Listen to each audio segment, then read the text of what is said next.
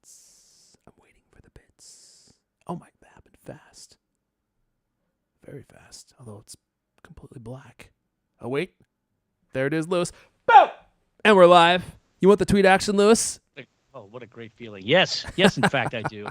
Are your ears ringing from that boisterous boom? I could do it into the mic next time. I think I'll make it.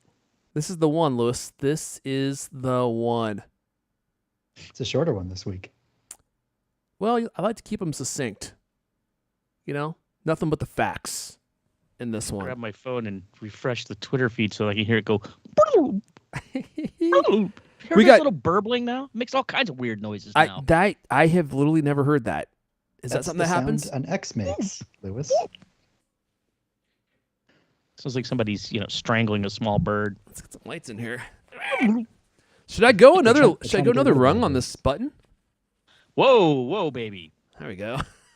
I was thinking about going to top. Actually, that would make me more comfortable. Yeah, if you would just keep that button as high as possible. Now you really do look like a California inmate. When you have that thing buttoned, just a matter of time. And I'm pretty sure that those are the same shirt colors that they wear. It's funny you said inmate. That would imply that somebody's in prison in California. Well, yeah.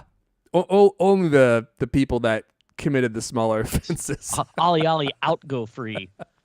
All go free. Ollie, there we go. Ollie, all go free. Oh, all right. We got level remix here. We got Maximiliano. I gotta practice that. Maximiliano Larenis. There we go. Got it. We got Gern Blanson's here. We got Steve. Hello, Govs. Gern Blanson. The nips might pop out. Oh, boy. That's true. I gotta be careful not to flex too hard because this other button will come shooting right at you. Steve says Lewis needs a bandana across that forehead. A Band-Aid? A bandana. No, he's not talking about the sweat. I think it's for the prison look. Dude, that shirt. Oh, bandana? A bandana. That shirt with the bandana. That is your prison doppelganger. Oh, we got David Lynch here with the boom. Sorry, Dave. Apologies. I think we're ready to roll. Here, did I send the tweet out? No, I completely forgot. Let's send the tweet out. Oh, no, I did. Good.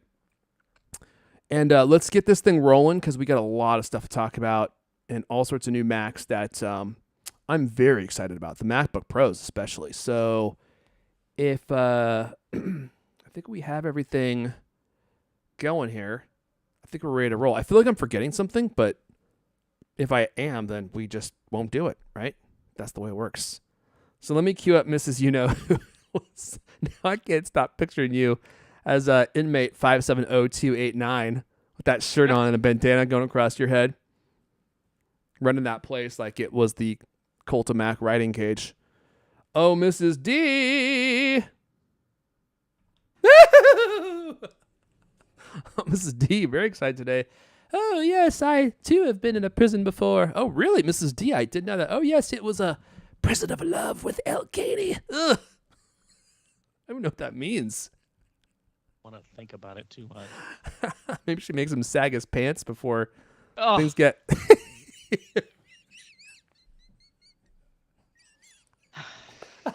Deep breath. All right, Mrs. D, if you don't mind, you've grossed out Lewis.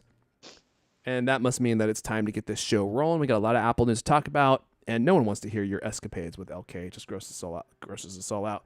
So with that, let me get the music going here, and we will get this show rolling in 3. Hello, and welcome to CultCast, the best 30-plus minute Apple conversation you're going to hear all week long. I'm your host, Aaron Fernandez. Joining me today, you can sometimes find him practicing his sprints at the local high school track field. This helps him capture escaping Cult of Mac writers during their initial outbreak. And it helps him avoid time-consuming searches, when you have to search like several blocks. He's the managing editor of Cult of Mac. Lewis Wallace is here. Wish that was true. Fresh from California State Prison. Also with us, he always carries several varieties of fake mustaches and prosthetic noses in case Lewis Wallace comes looking for him and he needs to change identities on the fly. He's a newer writer at Cult of Mac, Griffin Jones. Bones is here. Good evening. It's a very effective disguise because I am completely incapable of growing any facial hair and probably will and be unable to until I'm like 40. And, my nose is already so large that when you put a prosthetic nose on me, it's like, wow, that clearly can't be Griffin. No human nose can be that large. I don't think you got a large nose, but you know what? Someone No. did. Someone saw something. Oh no, that reminded them. Someone saw something out in the field that they sent to me, and they're like, "Who does this remind you of?" And I was like, "Oh yeah, maybe this does kind of remind me of someone." That's pretty good. That's pretty good.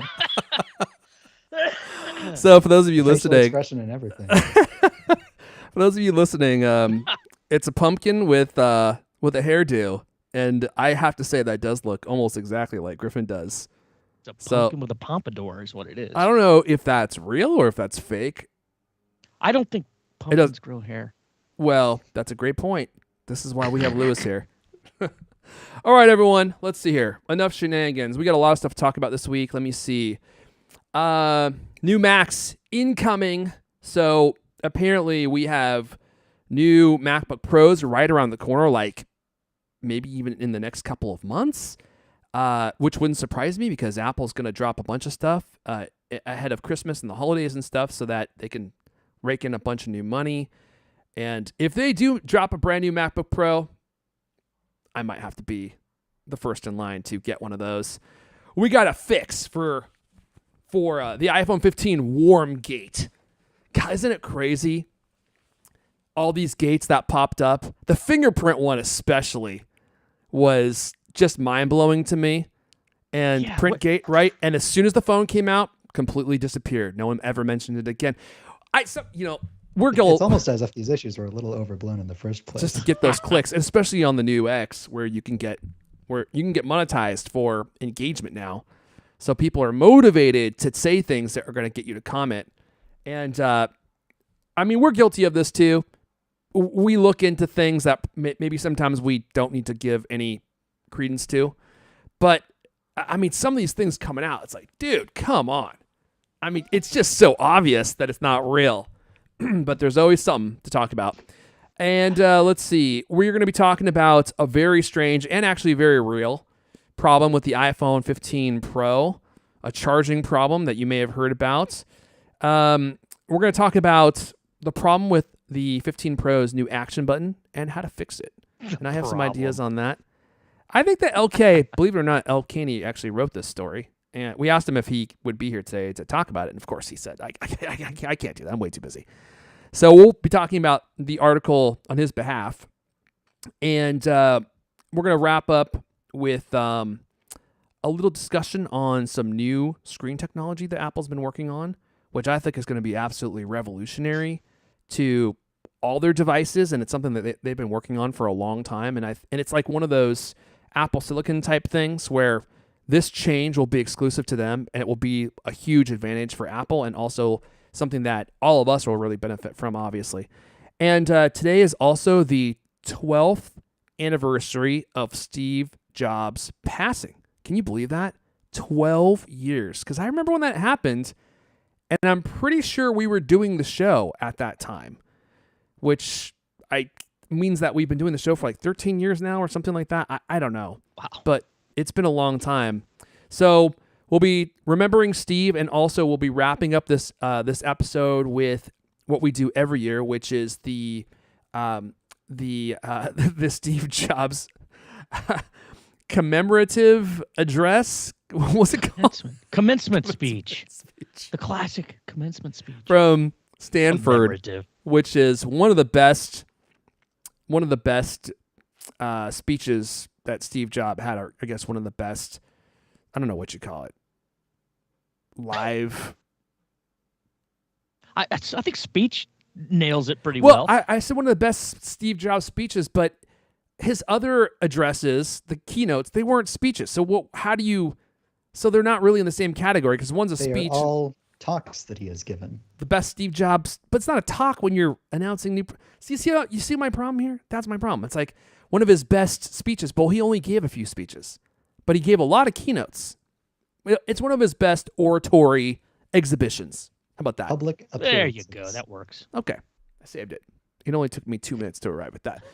Let's see here. Before we dive in, where are we? Oh, yeah. We got to thank Squarespace for supporting this episode. Squarespace.com/CultCast. Where's browser mode? There it is. Man, I've been using Squarespace for years and years and years. I pay for it. They don't give it to me for free. And I pay for it because it just works so well. As many of you know, I sell the unparalleled CultCloth using a Squarespace website. And I'm kind of thinking of rebooting the Cult Club. This is something I've been talking about with people. We did it a while ago, and it ended up being just way too much work. So I'm thinking about scaling it back and maybe rebuilding it using Squarespace. And I might announce more about that another time. But the nice thing about Squarespace is you have so many different kinds of websites that are built into your plan. You can sell products and services of all kinds. I sell products. You can also build a membership website where people pay to join a group and you guys can hang out and have exclusive content and that type of thing.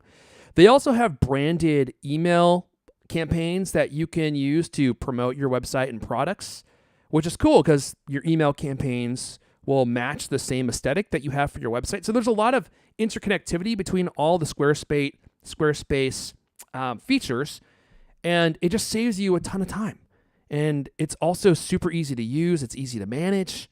And a lot of this stuff is just included with your Squarespace subscription, which is unique to Squarespace. So if you don't have a website and you're looking to get started, go to squarespace.com/CultCast, sign up for the free trial, build a website, see how you like it. And if you want to continue after the trial, then at that point, you can give them your credit card and all that stuff. They don't even ask for that stuff up front. And you can save 10% off your first purchase at Squarespace with code CultCast at checkout. You'll get 10% off your first purchase, and you'll get a free domain name and an additional discount if you do a year of service, which is what I do because it saves you a ton of money. At squarespace.com/CultCast, and you use offer code CultCast at checkout when you're ready to sign up for the service. All right, let's dive right in. This is so exciting for me personally. I'm a Mac guy. You know what? Griffin and I are Mac guys, and I always say we're like the last true Mac fans left. A lot of people don't care about Macs anymore, and they don't really care to talk about them, which is making me second guess whether we should even be talking about this, but we're gonna because it looks like new Macs are incoming, and I'm personally very excited about this. Take it away, Griffin. Sure. This is reported on by Ed Hardy just earlier today. Apple is expected to ship new models of 14 and 16-inch MacBook Pro devices in the fourth quarter of 2023, according to Digitimes. There were conflicting reports that we've talked about earlier on this very show about how like Mark Gurman and I think maybe even Ming-Chi Kuo were saying that their new Macs are going to be delayed until early 2024, kind of like what happened last year. They didn't have any new Macs for the holiday quarter last year. Mm-hmm.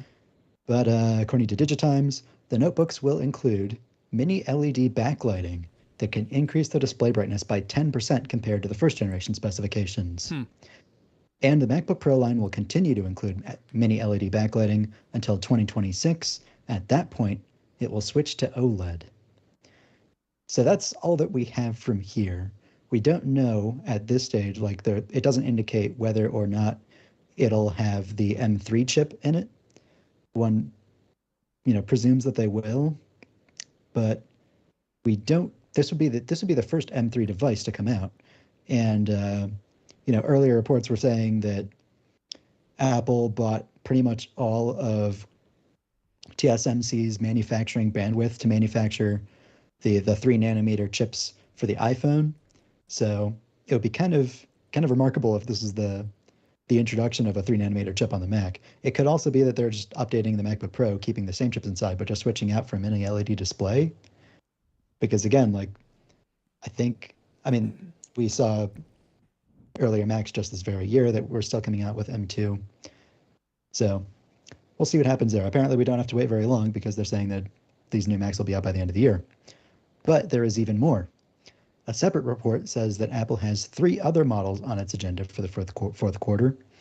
If they are both true, the company has some busy months coming up, Cupertino supposedly plans to introduce an updated version of the 24-inch iMac, which was over a year and a half ago. That's still on M1 even.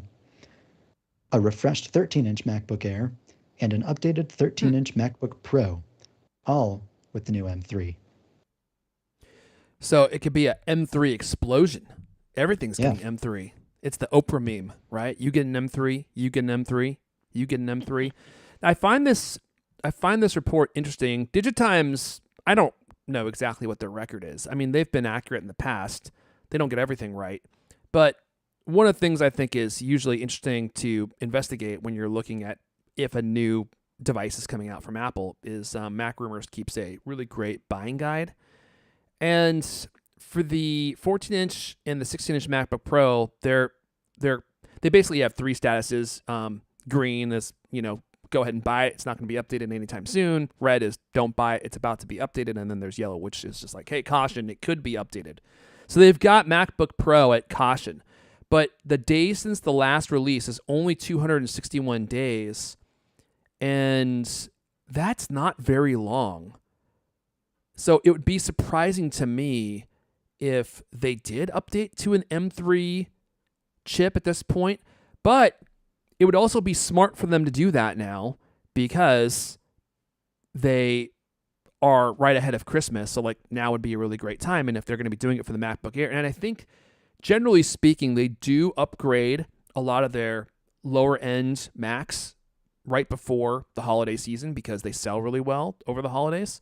And if they did this with the MacBook Pro, that would be extremely exciting in my book. I don't think that they would release a new MacBook Pro with new screen technology and not upgrade the chip. That really wouldn't make sense. They rarely do moves like that, in my opinion. But I would be over the moon if I could get a new MacBook Pro like the M3 before the end of the year. Not that my M1 needs to be updated at this point. But I resisted the M2 because I was like, I'm barely editing videos at this point, so I definitely don't need to move to the M2.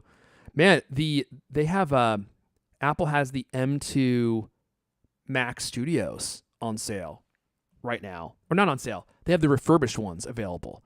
So you can get those refurbished now, and the M2 Max version is an insane price. I mean, that machine is probably far and above anything most people would even need, even people who push their machines pretty hard. But of course, it's not portable, which is one of the reasons why it doesn't work for me. So that's pretty exciting.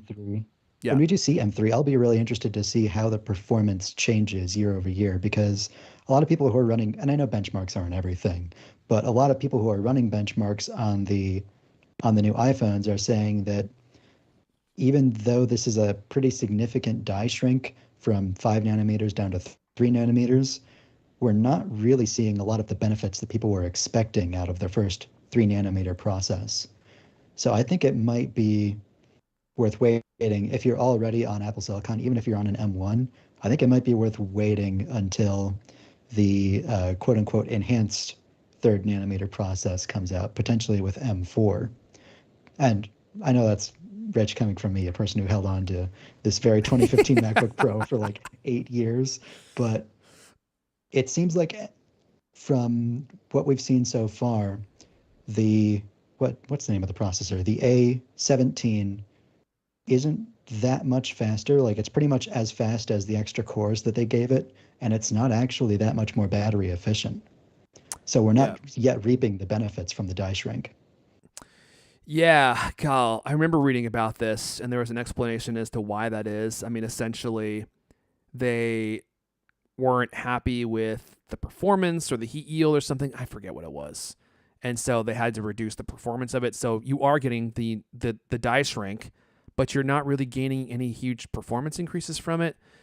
This is a problem that Intel had for a long time, too. In fact, they still have it. And when Apple switched to their own chips, they had a huge leap in performance. And now it seems like they're having marginal incremental gains from it as well. But I still think that moving from M1 to M3 would probably be a worthwhile gain in performance, because even the performance from M1 to M2, what was it, 15% or something? Single core. I don't really focus too much on multi-core scores multi-core scores because they can just jam in extra cores, and a lot of applications don't use extra cores, but everything uses single core performance. So that's the one that I really focused on. And I just wanted to highlight, people were talking about the iMac in the chat. Yeah, so the iMac hasn't been updated since April of 2021. It is long overdue. I think that just goes to show it probably doesn't sell that well, and so Apple is prioritizing their engineering resources to sell the things that make them the most money. And the iMac probably just doesn't sell all that well, especially with the Mac Studio and the Mac Mini. I mean, it includes a screen, but you don't really... There's a lot of options at this point to get the same level of computing performance for a smaller price. So it'd be really cool if they actually updated the iMac and gave it like the current M series chip.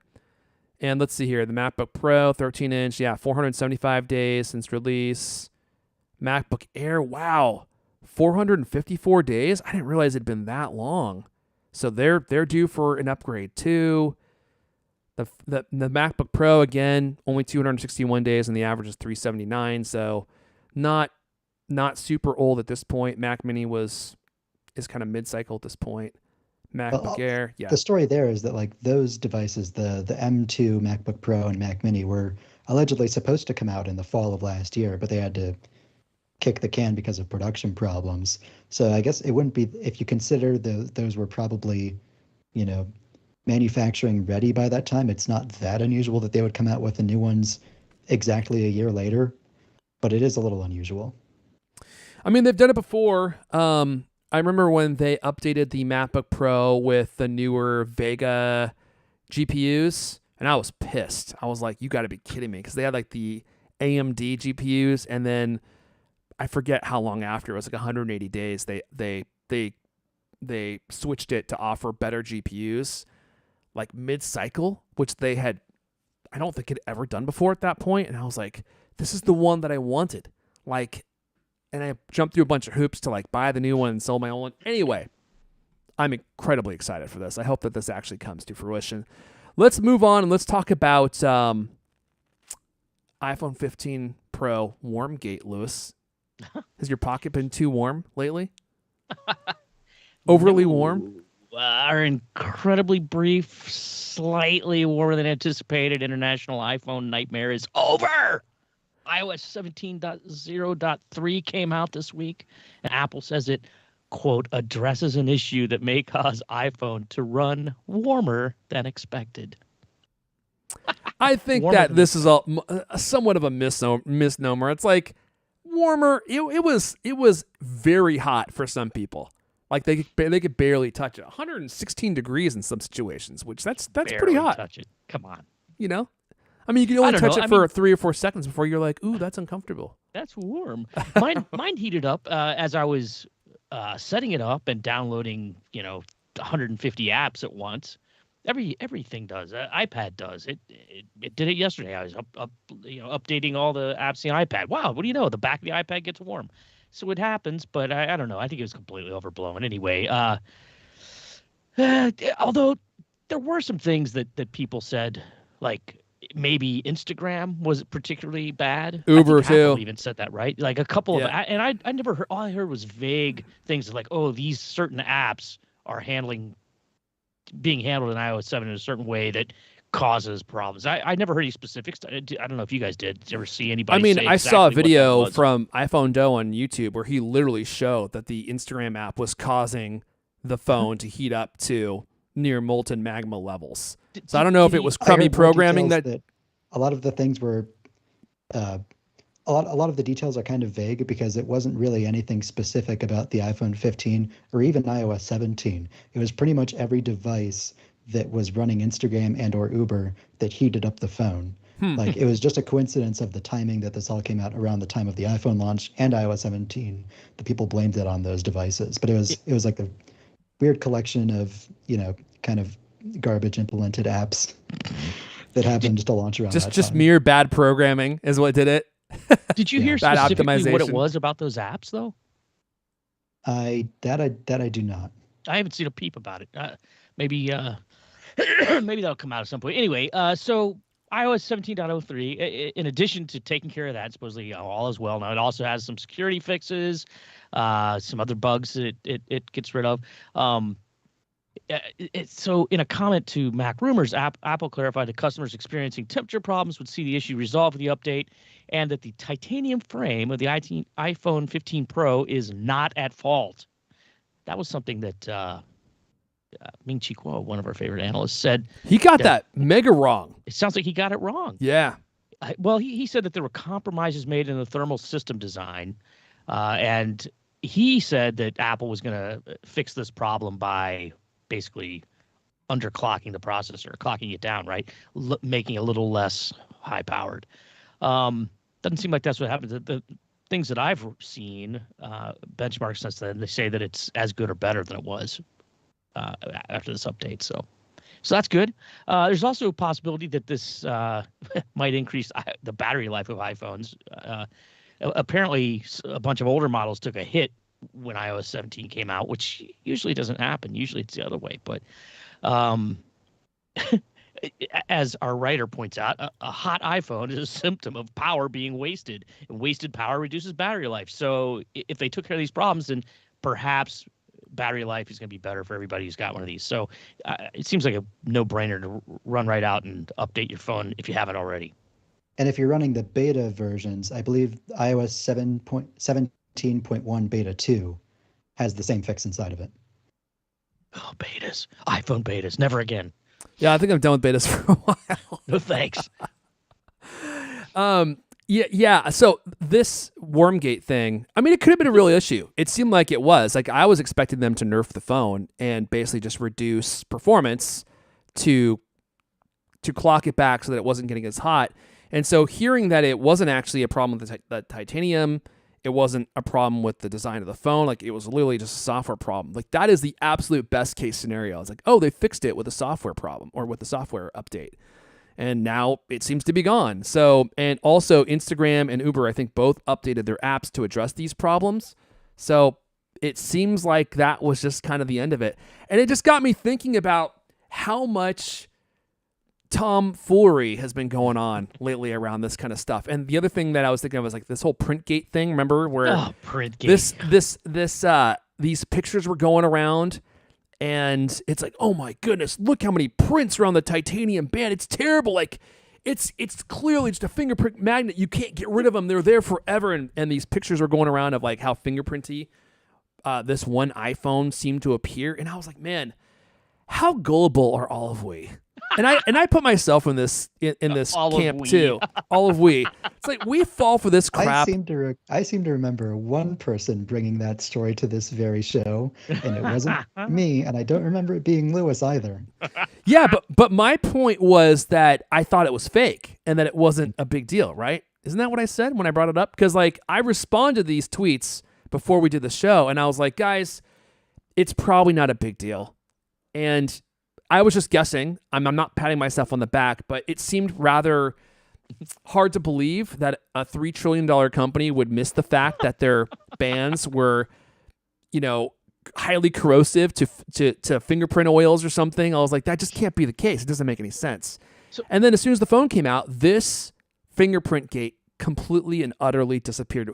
Never was it uttered again, which just goes to show people put all sorts of crap out there to get attention, to get clicks, and then it vaporizes once the real truth comes out. Yeah, Lewis, what? That was a blue one, right? In that picture that was making the rounds, and it made it look so terrible. Wasn't it the blue titanium frame? I think so, but there were also problems with the silver. I saw pictures of the silver, and the thing is like when you see a picture like what I'm showing on the live video broadcast right now, you can see there's fingerprints all over it, but you have no idea if this photo or if this photo was photoshopped. Like, you have no clue. And this kind of stuff just, creates huge tidal waves of attention. And then the other big one, obviously, was Heatgate, and then Apple addressed it, and then people were like, well, why did Apple wait so long to address it? It's like, well, they were trying to obscure the fact that it actually is a real issue. And I was like, or maybe they just had nothing to say because they were investigating. Like, if you have any experience with engineering, not that I'm some engineering pro, but when problems like this get reported, they do an investigation. They don't say anything because they don't know what's going on. And as soon as they understand what the problem is and how to fix it, like that's when they make a statement. Because honestly, well, people say, well, why doesn't Apple make a statement right from the start? Well, because they don't even know if this is a real issue. It could literally be made up by people on the internet to troll them. And so there's nothing they can say because it probably, or it could be something that's not even real. So we've got 2 for 2 now for iPhone 15 of issues that were hugely hyped up and seem to be completely non-issues at all. Nothing burgers, as they say at Lewis. Nothing burgers. My titanium frame looks absolutely pristine. Not a single fingerprint anyway. I can't even make it have a fingerprint on it. Yeah, well, you know what's funny is my Apple Watch Ultra is also made of titanium, and so I X'd out. I was like, well, my Ultra is titanium, and I can't even put a fingerprint on it, same as what you just said. And then everyone jumped down my throat. They're like, dude, no PVD coating. It's a completely different coating. And I was like, okay, well, maybe that's right. Maybe that's right. But right. I don't know. It seems like the PVD coating maybe is a non-issue here, and it's just that people were freaking out. This is probably the image that we're showing is probably like the model that was on the floor during the during Steve Jobs' theater, when everyone went, all the press were in there like touching it and stuff. So like maybe that's why, but it's probably very easy to wipe off. In fact, Gern Blanson from the chat, CultCloth will fix any printgate issue. That is true. That is true. And actually, I wiped the side with my thumb and it's gone. So you don't even need the CultCloth. You can just wipe it off with your thumb. Lewis, you could probably wipe it off with your glistening forehead right now, and it would completely obscure any. It's so hot in San Francisco today. I'm just joking. You're not that. But you know what is a real problem that I hope Apple can fix? And this is not a gate, but this is a funny. Oh wait, was I going to talk about this now? I think I was. Oh wait, before I take it away, Lewis. Intro gate. Yeah, I can't talk about this yet because you need to talk about battery life, right? Did you talk about this part already? Oh dear, are we doing this again? Yeah. Okay, yeah, sorry, I missed it. Before I talk about the actual real problem with the iPhone 15 Pro, do you want to do the giveaway just real fast and just show people how they can sign up for the giveaway this week? Yeah, sure. So this week we're giving away 3 bundles from Lout. Lout. Their website is It's Lout. I like that. Laut. And you get either a Lout Revive Prop case or a Lout Prestige case for your iPhone 15. You know, you win, you get to pick which one you want. Both of these cases offer 10.5 foot drop protection. Oof. The Revive Prop is a crystal clear case made of 100% recycled plastic and a mix of other materials. Also comes with an adjustable built-in stand so you can prop up your phone, watch videos, make video calls, etc. The Prestige is crafted from, quote, premium black vegan leather. Because nobody wants real leather these days, right? I know, it's taboo. I mean, is vegan leather, I mean, that's just plastic, right? I mean, as far as I know, yes. Or poly. Because when they say vegan leather, something. They say leather it's leather made without animals, but that's like saying a vegan steak. It doesn't really. It's not leather made of vegans, right? I mean, I haven't researched that. Very weird. I wouldn't be opposed to that, though, to be honest with you. Oh dear. Comes out in favor of. Okay. I mean, they were willing participants, but they were such huge case fans. They're like, I want to dedicate my body to case manufacturing when I go. Wow, it's like those crazy Chinese art. You remember that Chinese art exhibit that had all those flayed human bodies? What? Yeah. Oh, research it. It was amazing. It was actually amazing. Like it was basically like people, like those Visible Man. You know, remember those things that like the 60s and 70s? They had the Visible Man models you could make. Remember that? You could see like all the different parts. But yeah, they still sell those. Crazy. I cannot remember the name of it. This crazy art exhibit where you could go and you could look at it was actually quite beautiful. They'd taken these bodies, real human bodies, taking all the skin off. Well, I don't know how to like butchered them so that you could see the internal organs and the bones and things. I do. It was really fascinating. I do kind of remember this. Oh my God! Yeah. Wow, that's a real deep tangent. You're going dark here. What's going on here? What kind of weird stuff are you into? It's too hot. It's too hot. I'm overheating. Why are you sweating so much right now? I need to upgrade my operating system. So this Lout Prestige case crafted from premium black vegan leather. That's where we got off base. It supposedly ages gracefully. Gets a patina just like regular leather. I haven't actually used one of these cases, but they look good. Lout products have always been good anytime I've used. These bundles that you can win, it also comes with a Lout Prime Glass screen protector. So nice. It's it's a nice little thing. You want to try putting something on your phone so you don't break it. Here you go. Go to cultofmac.com, scroll down to the giveaway section, click on the link there. You'll see a big headline. It's hard to miss. It says Cult of Mac giveaway. And scroll to the bottom of that page. You find multiple ways to enter. It's always free to enter. You can enter as many times as you want. Well, there's a limit to how many entries you can get, actually, but you can get several entries. And like I said, 3 winners. Get to pick which case you want, and you get a screen protector for your iPhone 15.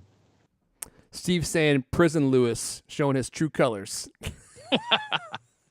I got to go find out what the name of that art exhibit was, because it was actually wasn't it called quite Bodies? Fascinating. Huh? I thought it was called Bodies. Because I seem to remember this exhibit, and I saw advertisements for it around. Thing. And I think it was called the Bodies exhibit.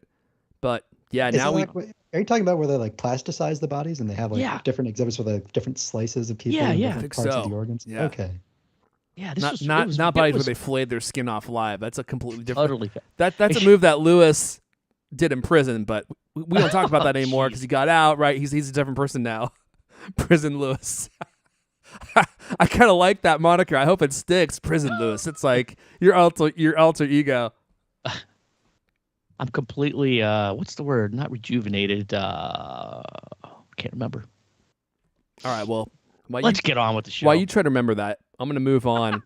Everyone's saying that it was called the Bodies exhibit. Yeah, I do think that's right. I seem to remember that. I never saw it because it looked gross. Let's see. Well, there's no before we move on. We are moving on. But what story were we on? That's the question. Oh, right. So the iPhone 15 Pro has a weird USB charging problem. This is actually hilarious. You may have saw this story. It blew up on Reddit this week. And I guess the genesis of this is this guy plugged in his phone to his Anchor charging brick. And when he came back, his phone was dead, but his charger was full. And that's because you know how when you plug in an iPhone 15 Pro into another iPhone 15 Pro, remember what happens? We talked about this in a previous show. Apple confirmed that the phone with the higher level of charge will charge the phone with the lower level of charge. And apparently that seems to be happening with charging bricks as well. I don't know how pervasive this issue is, but it is absolutely hilarious. So people have been plugging their phones in to charging bricks only to come back and see that their phones are dead, but their charging bricks are full, which is obviously not the way it's supposed to work. I just kept thinking, like, imagine if you're at a place like Disneyland where you use your phone all the time, right? You rely on your phone and it's almost dead. You plug it in and you come back and you realize that it's totally dead and that your charging brick is now full. Well, of course, all you have to do is unplug it and plug it back in because the phone will take a charge if it determines that it's the one with the smaller charge and the brick has more of a charge. But if you plug it into a brick with a charge that's lower than your phone, apparently there are instances where the brick will be the one that starts getting charged from your phone. I don't know if Apple can fix this. I was reading and doing some research about this. I mean, USB-C seems like it's a pretty straightforward connection type, but I guess it's like a hellscape of different connection technologies and all this stuff. It's like, Thunderbolt works with USB-C. USB-C is USB 3, USB 2, USB 1. I mean, there's all these different standards that are built into this one port. And there's a lot of different communication that has to happen. And apparently the wires got crossed, the streams got crossed, which we know is never supposed to happen. And then these phones started charging power bricks. I'm just curious, like, for anyone in the chat, like, have you noticed that this has happened? I haven't used a charging brick on my 15 Pro Max yet. But now I'm tempted to try it, especially before I take my charging brick anywhere, just to make sure that my phone is actually the one being charged here. So that is one issue that actually popped up this week. But I don't think this isn't a gate by any means. And all the other gates have completely Crumbled. have completely crumbled and or have been revealed to be nothing but small issues that are actually not big ordeals at all. I thought this was something that was like a known thing. This is how USB-C operates. Am I? Yeah, this is part of the USB-C standard. Like, Okay. there's a whole Airfun is correct in that USB-C is kind of a mess, and it's like 12 different things crammed into one port that looks the same, so you can't really ever have a good idea of what's actually going on behind the scenes. But this is a standard. Apple adopted the USB-C standard as it is specified, as agreed upon by the open body. Like, when you plug two devices into each other, they do this negotiation thing that you don't really see happen, but then they decide which device charges the other. Like the battery percentage is one thing that's a factor. The other factor that I don't see a lot of people talking about is that the order of which device you plug in first also has a big difference. So I think supposedly you're more likely to get what you want if you plug the cable into the power brick first and then plug the other end of the cable into the phone after that. I haven't foresee seen a lot of people. an in-depth how-to on this. Well, we could if I were to have a USB-C iPhone, but I do not. Oh, Like, Got to get one on El Caney's dime for research purposes. Charge it to the company card. He won't even notice. He has like $5,000 lunches. he'll notice like 9 months from now. Like, what happened? Oh my God! Did you see this $900 charge? Oh, that's funny. All right. Well, let's move on. Let's see. Where are we? I guess I'm sending it to you, Griffin, to talk about how Apple completely messed up on the iPhone 15 Pro's new action button. This is a story from El Caney. There's a little handism going on in here that I'm going to call out that I don't appreciate, to be honest with you. El Caney fancies himself to be a tolerant and diverse promoting individual, but this piece reeks of right-handism. Wouldn't you agree, Lewis? I got my own theory about this. Okay, well, I'll let Griffin start us off, and I'll jump in where needed. But obviously, this is something we're going to need to discuss with the HR department. Take it away, Griffin. Okay, so I'm going to clarify for our audience. I will also be quoting El Caney. These words that I'm about to speak do not reflect my personal opinion. He says, "I've been using my new iPhone 15 Pro, that's how you know it's not me, for a couple of weeks now, and I still haven't gotten used to the new action button. It can be configured to give easy one-button access to a range of functions, I actually had a story last weekend about a bunch of nifty tricks you can use to squeeze more functionality into your action button. You can check that out. Going back to his piece, though, he says, I have mine set up to open the camera app and then act as a shutter button, but it's kind of useless for two reasons. Apple decided to put the action button on the left-hand side, above the volume buttons, in place of the old mute switch it replaces. But as a right-hander, I think it should be on the right-hand side, next to the power button. The current position is great for lefties. That's kind of a weird thing to say, but not for the remaining 90% of us that are right-handed. Okay, and here's where I have to stop.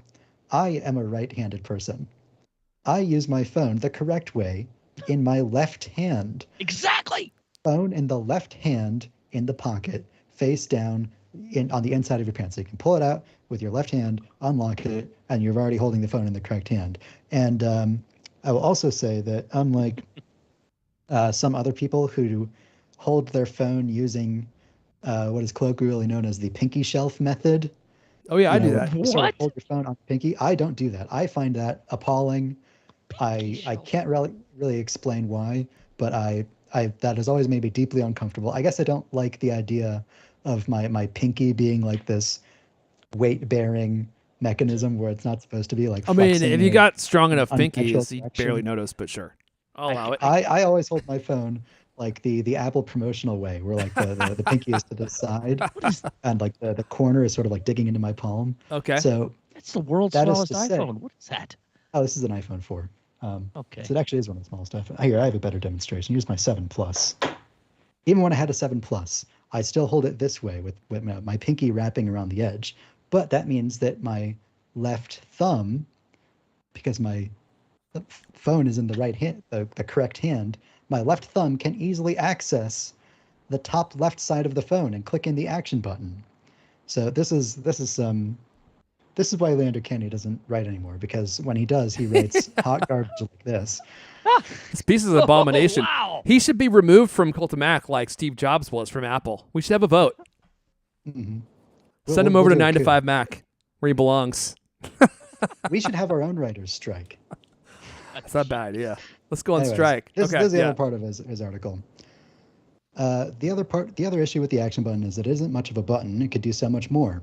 And he goes on about how Apple already invented the best switch ever, the rocker switch on the iPod Nano.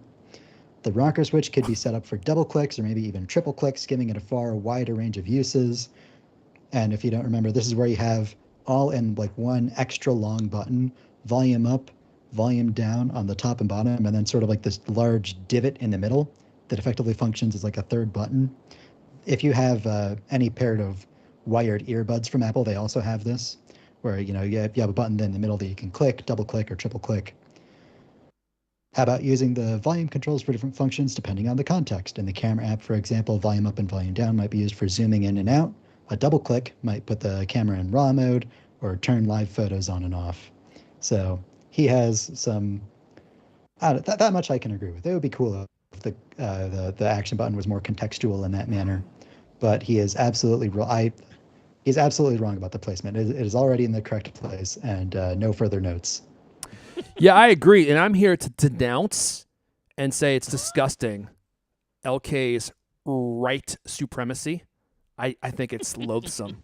There's 10% of the world is left-handed like I am, and we need buttons too, LK. So I detest your right supremacy. I think the button is also in a perfect place. Now, he did make some suggestions I do think are interesting, and I believe that Apple probably did consider what else they could do with the action button, and in the future, they probably will implement some other uses for the action button. Like, I think the double-click to invoke maybe like a menu that pops up of actions on the screen that you can program, and so it's 2 clicks instead of 1. Like, you double click it, and then a bunch of pre-programmed buttons pop up that allow you to do other things on your screen would be interesting. A triple click would be interesting. But in its current form, its current basic form, I think the action button is really extremely useful, if not a little redundant. But I have it set to flashlight because that's the one that I use the most, and I love that I can just, I'm holding my phone, and anytime I want, I can just turn the flashlight on and off whenever I want. Because I use my flashlight a lot when I'm sneaking around my house to get something out of a room where people are asleep, when I'm going to bed, because my wife goes to bed before me oftentimes. And so it's really super useful to have a flashlight just 1 click away at any time, and I can reach it, perfectly. Now, even if he's complaining about having your phone in camera orientation, but if you do, then the action button is already underneath your right hand anyway. So what is he even complaining about? Because if you put your phone this way, it's already under your right hand. Yeah. I told him the same thing. I said, well, that's exactly what the volume buttons do. The volume buttons already work as a camera shutter. Yeah. So it's exactly the same function. I don't know. I don't even understand. Like, don't right-handed people hold their phone in their left hand? Well, that's news to me. I mean, I'm left-handed and I hold my phone in my left hand. So are we all holding our phones in our left hands? The thing is, if you hold your phone in your non-dominant hand, then your right hand is free to do something else while you're still holding your phone.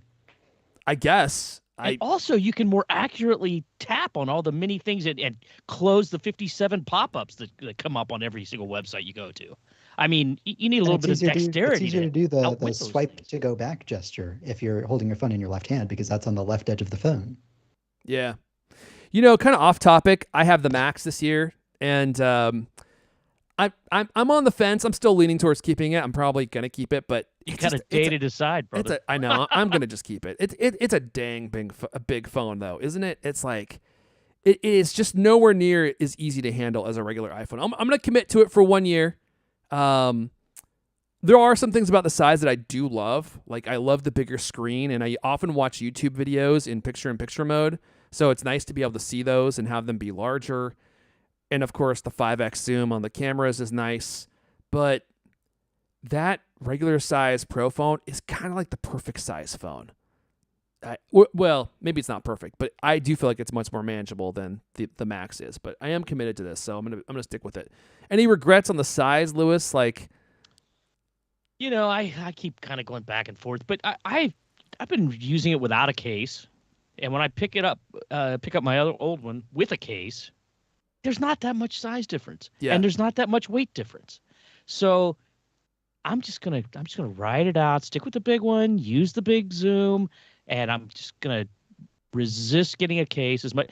What I remember the last time I had one of these giant things, I was like, oh, it's not so bad. And then I put a case on it. It felt like it was the size of a 2x4. Like suddenly the case just made it so much bigger and so much less manageable. So I'm gonna try using a screen protector and Apple Care Plus as my case this year. We'll see. I don't know. I might get something, like for when I'm traveling or something, because I would really be a drag to bust a phone, out in the middle of another country where you got no access to nothing. I mean, you can't really get by. I would feel so completely screwed if I dropped it and shattered it, in some cobblestone street in rural Italy. I think I would be.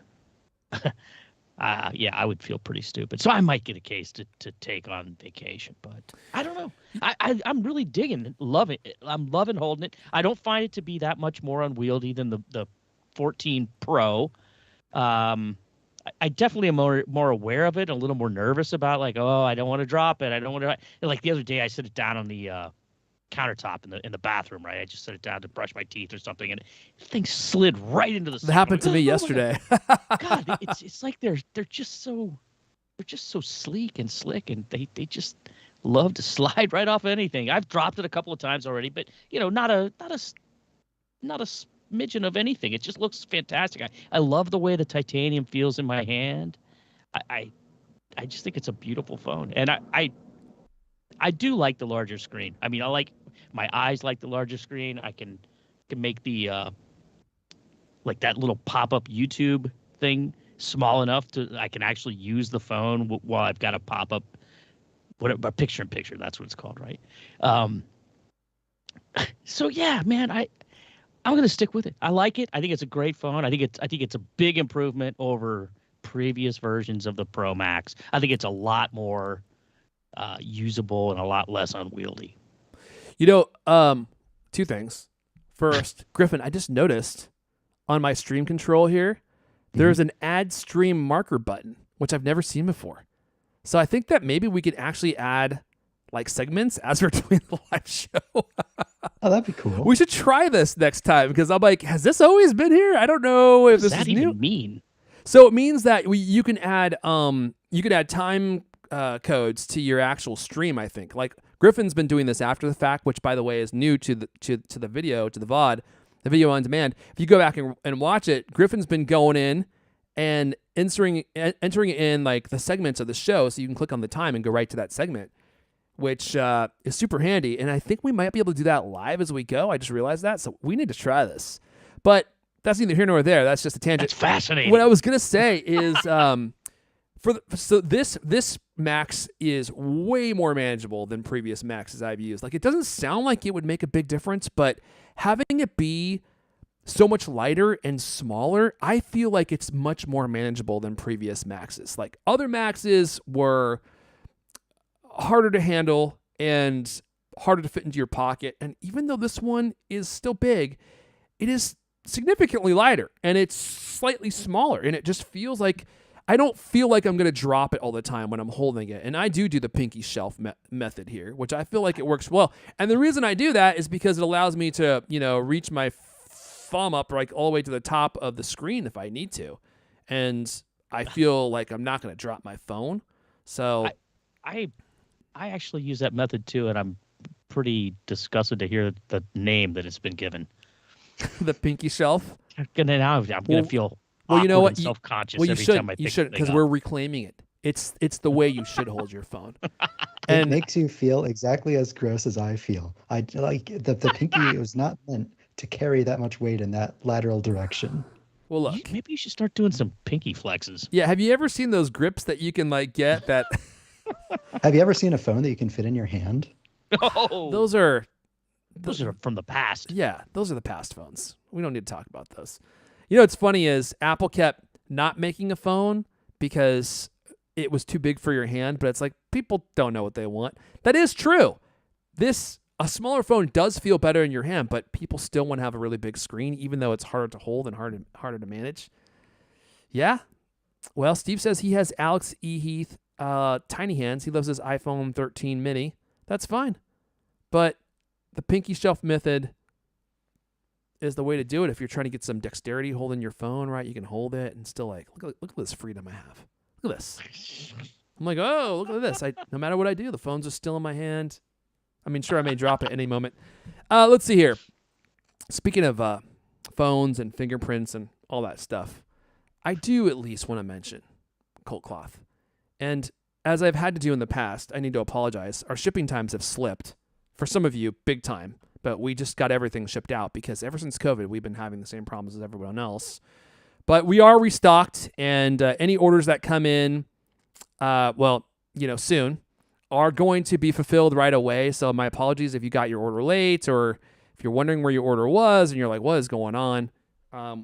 Everything is resupplied now. All orders have been shipped out. And if you are using your phone nude, even if you're not, if you're like me, you like to keep your technology in tip-top shape.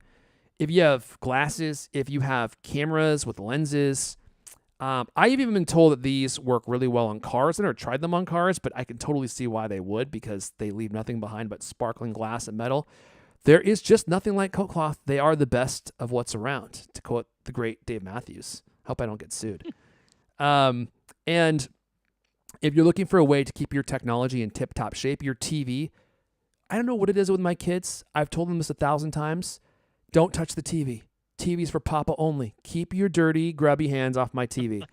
And I came in the other day. You know what I saw, Lewis? Oh, my. Don't tell me. It wasn't fingerprints. It was a whole handprint. Was it a handprint? A complete, no. entire handprint. And then fingerprints all around it. And I'm like, Poltergeist style? Both hands? No, it was just one. It's just one. Like, they thought it was an iPad. I'm like, it's not an iPad. There's no need to ever touch my TV. Don't you ever touch it. Especially don't let me see you touch it. So I haven't cleaned it up yet, but this has happened before. And I just get up with my CultCloth and I wipe the whole thing down. And when I wipe it down, even the kids comment. They're like, it looks like it's brand new. It's like, yes, this is what it should always look like. And if I didn't have kids, this is what it would always look like. But if you have handprints in your life, or if you have a case on your phone, this is another reason to get CultCloth is there's that lip that goes all the way around the case on the front of your phone, and regular cleaning cloth just push debris into that crack. And I always say, you don't want debris in your crack. Clean cracks only around here. No one does. And if you want to get that crack sparkling clean, CultCloth has the fibers that you need to reach down into your crack and clean that thing out, and it will be like a brand new crack. And everyone will comment on how nice your crack looks. And how clean your phone looks. I didn't even know that Lewis had blue eyes until I got him some CultCloth. That is a true story. He cleaned those things off. And I was like, Lewis, are your eyes blue? I honestly did not know what color your eyes were. And then for the first time in years, I was like, wow, I can see your eyes so clearly. It's unbelievable. Anyway, I've gone on long enough. CultCloth.co, CultCloth.co. It supports myself. It supports the show. And if you use code CultCast at checkout, you'll get not one but two carry cloths with any order $20 plus. I want to thank everyone who's bought them for your support. And CultCloth.co if you're interested in picking some up for your new devices. And also, holiday season is coming up. These make really great gifts. Really great gifts, not grifts. That would be like really, it's an awesome short grift. Griffin, but all right, let's see. Where are we? Do you want to do this tip real fast, Lewis? Actually, you know what? Hold on. Whoa.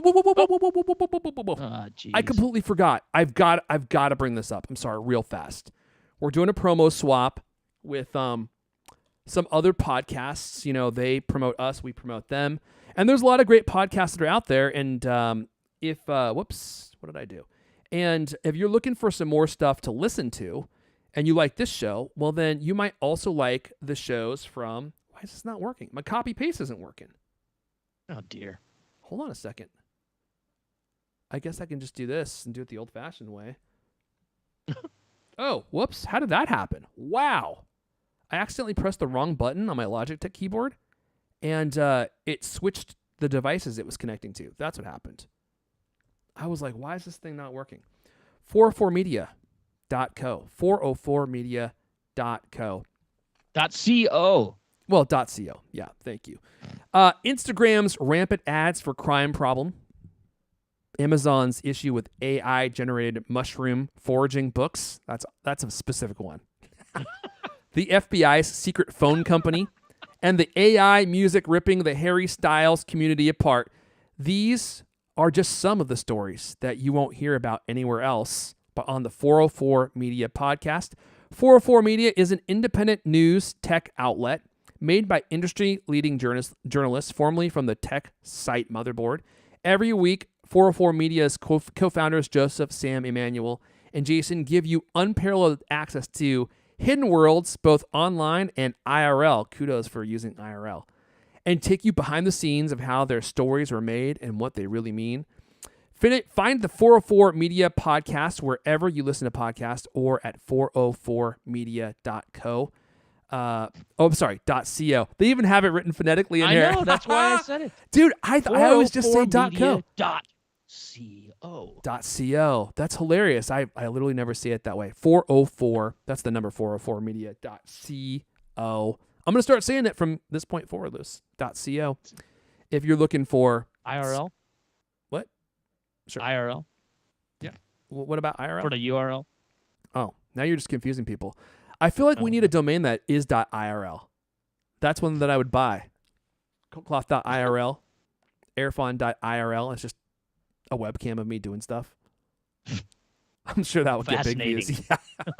Big views for that one, those big views. Jail Lewis, Prison Lewis.irl. Just him tidying up his cell, reading magazines. Push-ups. Yeah, like 30% of the content is just him doing push-ups. Every once in a while, you'll see him choking a guy, sticking his thumbs in his eye sockets. You never know what's going to happen. It's prison. All right, let's move on. Back to you, Lewis. Back to you again, Lewis. Yeah, let's see. So the headline on this great how-to we got up there today is how to stop macOS Sonoma from flashing your desktop. And the alternative headline is how to disable the coolest new feature in macOS Sonoma. If you've upgraded, you know that, well, you probably know that if you click on your desktop, anywhere in your desktop in macOS Sonoma, all is revealed. Your desktop is displayed, all the windows go away, get minimized, whatever. You click back on the desktop, they come back. I love it. There are other ways to do this, using hot corners and various That's things. always how I've done it, is hot corners. Hot corners is one of those things that I've known about forever, and I've set them up, and I always fail to use them. I think this is a pretty great feature. I mean, apparently some people are in a twist about it. They don't like it. I love the fact that I can just anytime just click my desktop and see everything there, which now includes not just all the smart stacks and stuff like that, but widgets that you can put up there in macOS Sonoma, which is pretty awesome. I think this is a very clever way to do it. And when I think we were talking about it on the podcast last week, I had never heard of it before. It's like, wow, that is actually really cool, really simple, very smart. Why didn't they do this forever? Anyway, some people don't like it. So if you're being driven crazy by this amazing new feature, which is I believe technically called quote click wallpaper to reveal desktop. What a name. Is that what they call it? That truly is terrible. Wow. Fairly straightforward name for the feature. If you want to turn it off, it's not exactly straightforward, but it's not that hard. You go to System Settings, in the left sidebar, click Desktop and Dock. Under the Desktop and Stage Manager section, change the Click Wallpaper to Reveal Desktop dropdown from Always to Only in Stage Manager. And I think that's the reason that this how-to makes a lot of sense, because it's not that obvious. None of the wording of that in there makes all that much sense to me. But if that's how you do it, if you weren't, if you're driven crazy by this and you weren't furiously taking notes, just go to the Cult of Mac homepage. You'll see this on there along with some other how-tos and stuff. We've always got new how-to stuff coming in. This is just the latest one. And again, I encourage you not to disable the coolest new feature in macOS Sonoma, but if you're driven crazy by it, that's how you do it. Cool. One thing I will say in endorsement of the Show Desktop Hot Corner is that if you activate it, you can select a number of items on your desktop, and then you can begin clicking and dragging them, and then mid-drag, you can hit the hot corner again and drop all of the pictures or something you selected into an app window or elsewhere. Whereas if you just rely on clicking to show the desktop, well, you can't click again if you're already dragging. That is a good tip, and that's something that I often do, which is one of the reasons why I have hot corners set up, is for that exact scenario that you just described. I don't even understand what that means, but well, it means like if you're clicking something and you want to go to your desktop and then hit your hot corner and then the windows come back, you can still have those things clicked and drop them into the application that you're trying to use. Huh. Yeah. You guys are Mac lovers. I also use hot corners for what that means or why I would use it. But what's the mode called where you show all the windows of all the apps that you have open? What's that called? The one where it's all windows of all apps is Mission Control. Okay, the one Mission where Control. All windows of one particular app is Expose. So I use both of those as well, but usually Mission Control. Like I use a hot corner to clear everything, and then I'll have some files on my desktop. I click them all, highlight them, I grab them, and then I hit the top right corner, which puts them into Mission Control, and then I can go to the exact app that I want and drop them in there. That's an advanced maneuver. It's not for everyone. That's like Mac Tactics 401 level class. There's a lot of snooty explains grads right in my there. head. Yeah. So, but that is something that I do. And that is interesting though. The click to expose desktop, when I first saw that they did that, I was like, wow, they still got it, man. Like that is so simple, but it's so unbelievably useful. There's so many instances where I just need to see what's on my desktop, especially if you're trying to view your widgets, which might have been the genesis of why they thought to make this feature easier, right? Because you have the widgets on there, but you can never see them because they're always cluttered. And the only way to see them is to like drag stuff all around, which no one's going to do that. And now you just click the desktop and poof, you can see your widgets right there. Like that's some smart UXing. Yeah, that's like the ultimate, like somebody had to say, oh, think how simple this is. And I mean, that's the kind of stuff that I love from Apple. It's super simple, super straightforward, super useful. I thought it was great. All right, look how long we've been going. This is crazy. We've been live for 17 hours now. So let me power through this last story. And then we'll be wrapping up the show, remember, with the Steve Jobs commencement address from Stanford. I wanted to say Yale. I'm like, I know it's not Yale. From Stanford. Thank you. So we've talked about this before. Apple's working on micro-LED technology. Now, don't get this confused with mini LED technology. These are completely different things. How could you get those two things confused? I know, right? It's OLED technology. Also completely different. OLED. So micro-LED is essentially... Well, it's a lot like OLED, except it has more strengths and none of the weaknesses, which is why it's so exciting. And we were debating on whether or not to even do this story because it's kind of dry and it's technical, and we're not going to go into the weeds here. But Lewis was saying the reason that this is exciting is because this is similar to the move that Apple made to do their own silicon. Well, now they're working on their own display technology. They've been working on this since 2017, and then they've been trying to get this to work. And in the world of display technology, I think this is kind of like the holy grail. I mean, it solves a lot of the problems that OLED has, which is currently the best technology, actually QD OLED, but just still OLED technology. It solves a lot of the problems that OLED has in that OLED has a problem getting really bright, and it has a problem with burn-in, and it has a problem with color degradation. So the older your panel is, the more problem you have with burn-in, so pixels just being stuck on a specific color. And then also some colors just become degraded and they just don't get very colorful after a certain point. But you get that pixel level control, which gives you like the best picture because only the pixels that need to be illuminated are. So there's no ghosting, there's no backlight to worry about. Well, micro Micro LED. LED is like the platonic ideal display where every single pixel is its own like 4 individually lit LEDs.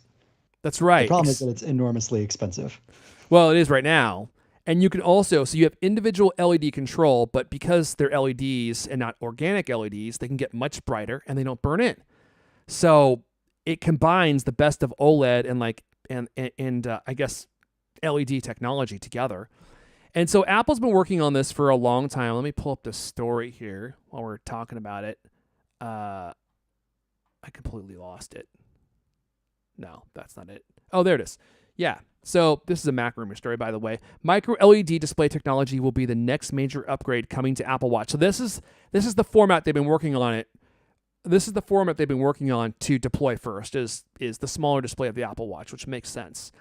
This is according to a Weibo leaker with a proven track record for disclosing accurate information about Apple's plans. Apple plans to bring a micro LED display to the Apple Watch Ultra, starting with a report. Oh, well, we heard about this before. This is starting with a report from Ross Young, who's a display analyst who's also been pretty accurate.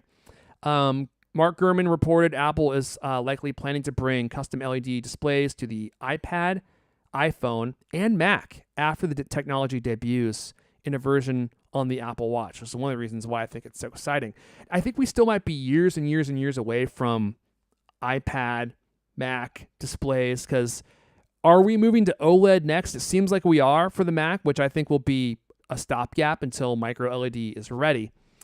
Apple is believed to have spent more than 6 years developing micro LED technology for what will become the first display custom designed by the company itself. So again, this is that custom Apple Silicon move where they're just going to take over the technology themselves and make the huge leaps in advancement that we've all been waiting for that just won't appear unless Apple does it themselves. Apple reportedly kicked off the current form of its micro LED project around 2017. At an earlier stage, it wanted to introduce the technology with the iPhone 10. My goodness, they are certainly behind on their goals here.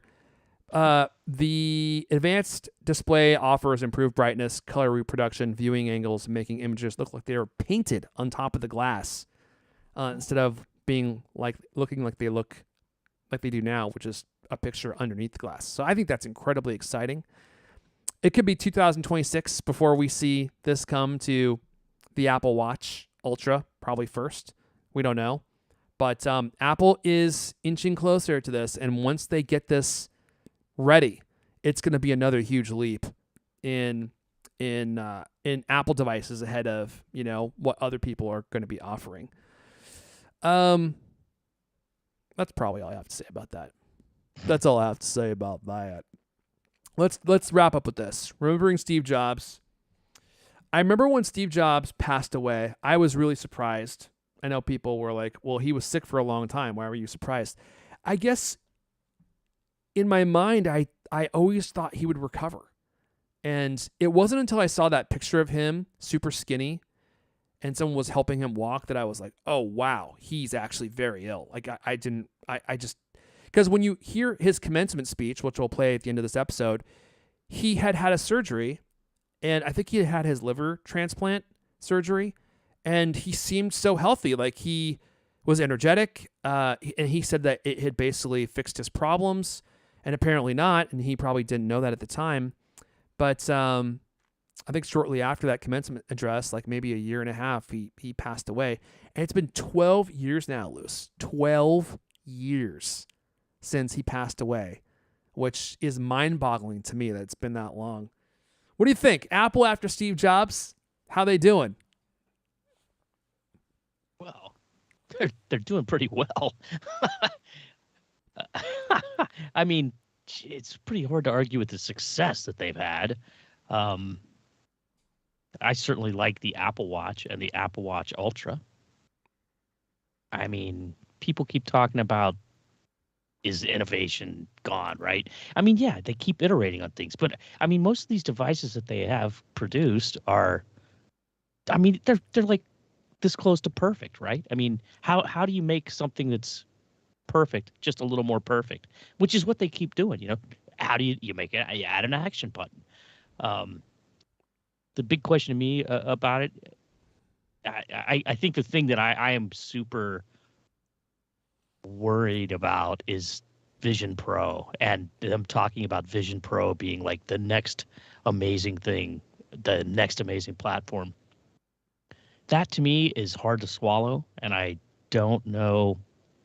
Like, I wonder what Steve Jobs would have said about a thing that you strap on your face like that.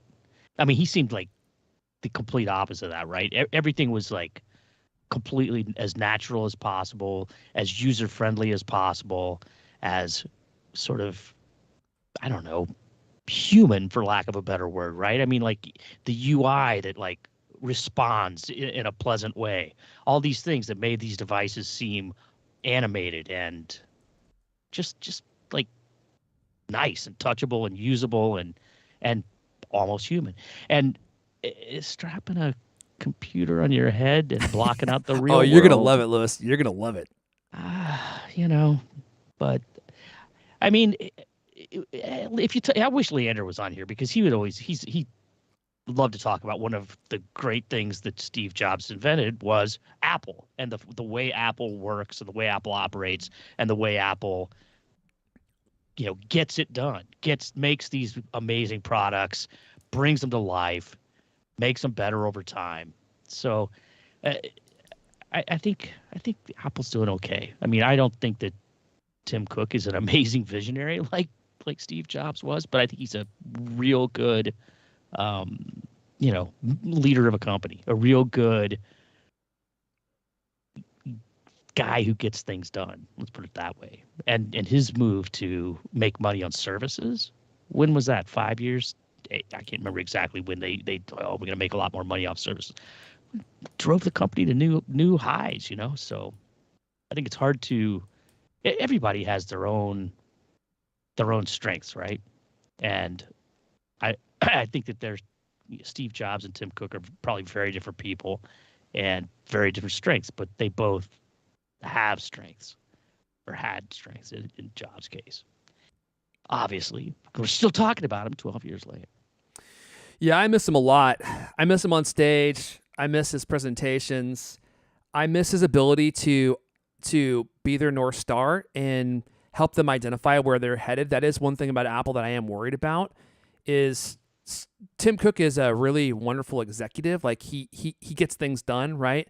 And there's been growth. There have been some growth areas that have happened under his watch that probably didn't have very much to do with Steve Jobs. Like the services is one, but I don't really count that because it's like, oh, let's just sell more stuff to the people who are already buying our products. But like, what's the next big thing? Like Steve was really good at identifying those things and taking you to where the puck was going to be. And I don't know if Apple still has that ability. They have done a really good job making their current product lines much better. So I do appreciate that. And I'm not sure if the MacBook Pro would have gotten thicker and would have had more ports and would have had battery life if Steve Jobs was still there. Because if Steve Jobs was still there, Johnny Ive might still be there. And I think it was time for Johnny Ive to go because his taste had become so esoteric that he wasn't creating products that resonated with normal people anymore. He just wanted everything to be symmetric. And it's like, I don't care about symmetry as much as I care about ports. Like, I just want this thing to be a Swiss Army knife, and you're making it into a piece of art. And I want it to be artful, but I need it to actually do things. Otherwise, it's going to sit on the shelf and just look beautiful. I don't want to buy a sculpture. I want to buy a computer. So there's that part. But the other thing is like, man, Steve Jobs, I always think like with everything happening with Disney's in big trouble. And that relationship that he had with Iger and that close connection, like I wonder if Steve Jobs would have been like, this is our time to buy Disney, and if Apple actually would buy Disney at this point and merge the two companies together in some way. I don't even know how that would work or if that would even be a good thing. But I think it's an interesting prospect.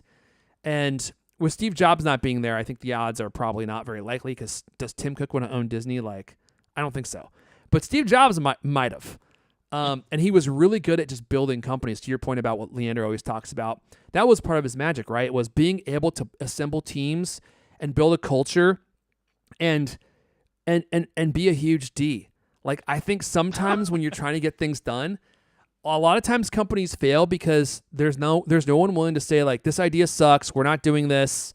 This product is not good, and do the hard work that makes people not like you very much. Now, you could do it in nicer ways than Steve Jobs did it, but I think you do need someone who's kind of ruthless in that way to kind of take the wheel and be like, no, this is not what we're going to do. We're going to focus on these 5 things. Everything else is secondary. Like, you're cool, you're a moron, you're a genius, and putting people in the right seats on the bus to get us where we want to go. And I don't know if there's anyone at Apple who is doing that. And even if there is, he was that really was his genius, was being able to architect companies that were able to actually create wonderful products. I mean, look at what Pixar did, right? Look at what Next did. Look what Apple did twice. And I don't know if there's anyone there that is still doing those things. So I miss him deeply. And he was a charming guy, obviously. And he had his problems.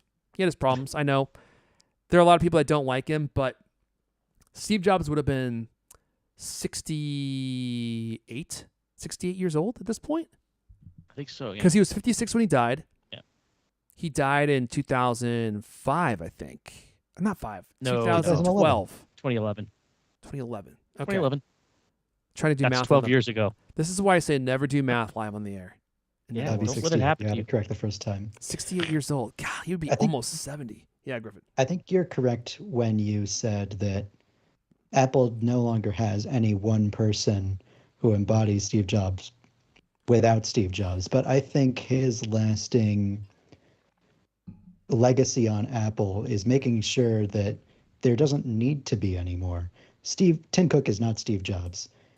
He has the ability, but Steve Jobs left with the executives delegations such that there doesn't need to be any one Steve Jobs anymore. Tim Cook has the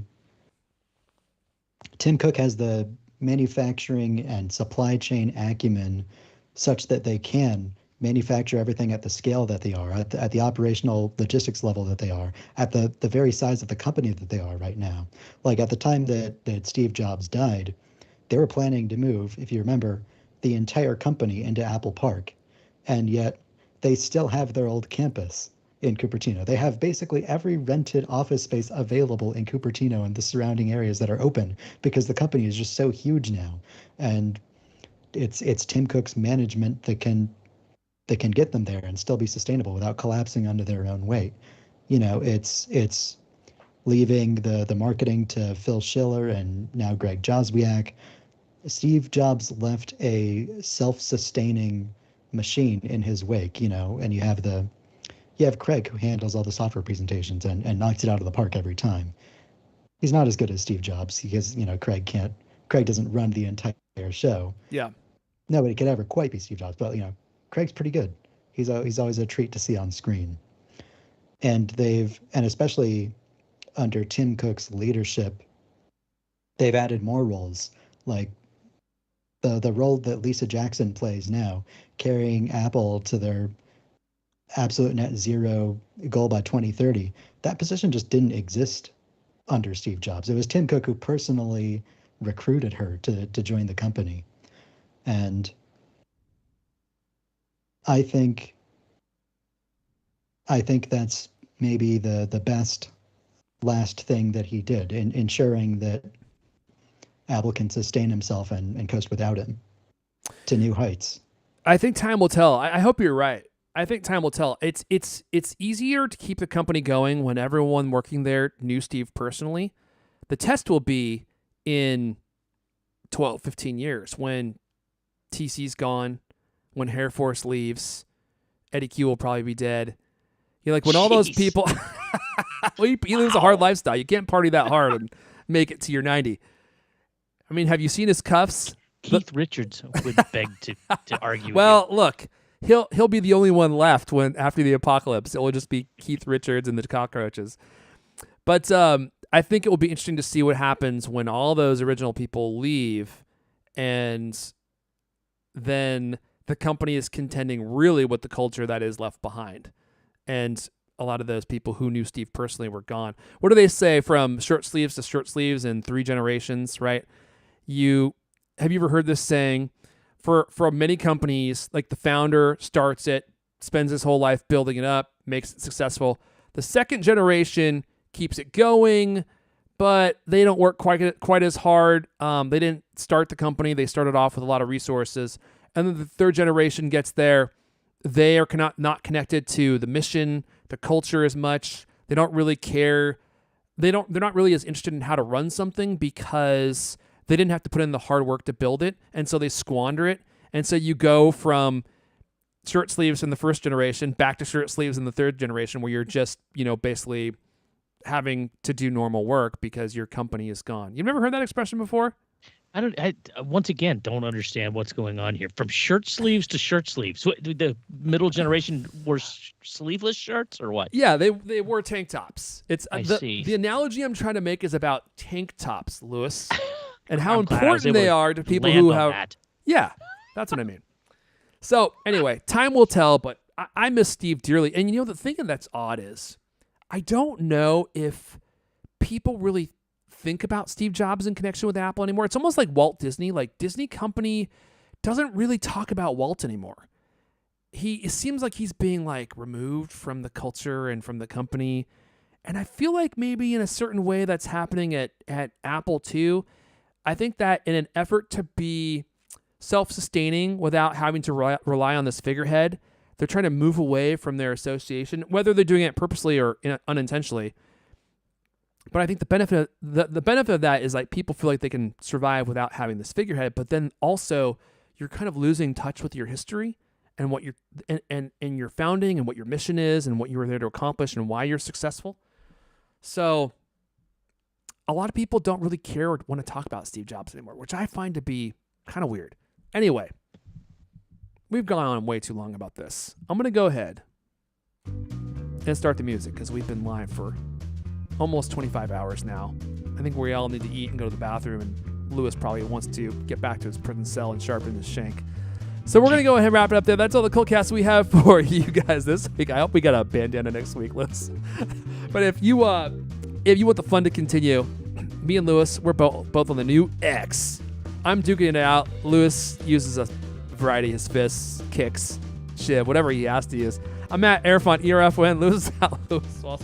You can find Griffin on Mastodon, but I can't remember his username. What is it, Griffin? D. Griffin Jones. D. Griffin Jones on Mastodon. But you know what? The fun always continues on the following week as well. So we're going to go ahead and wrap it up there. I want to thank everyone for listening and for hanging out live. New episodes of the CultCast come out every Thursday night. We will see you guys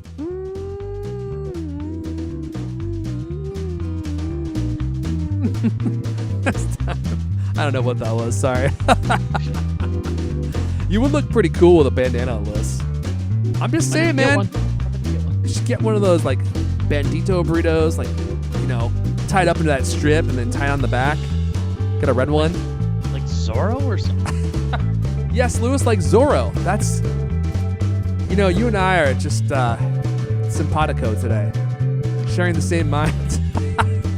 Wait till Lewis shows up next week. Is like, hey guys, here's my bandana. He's dressed like Zorro. And I'm going to be wearing a tank top. Shirt sleeves for me. Tank top Zorro. Guys, I did exactly what we talked about.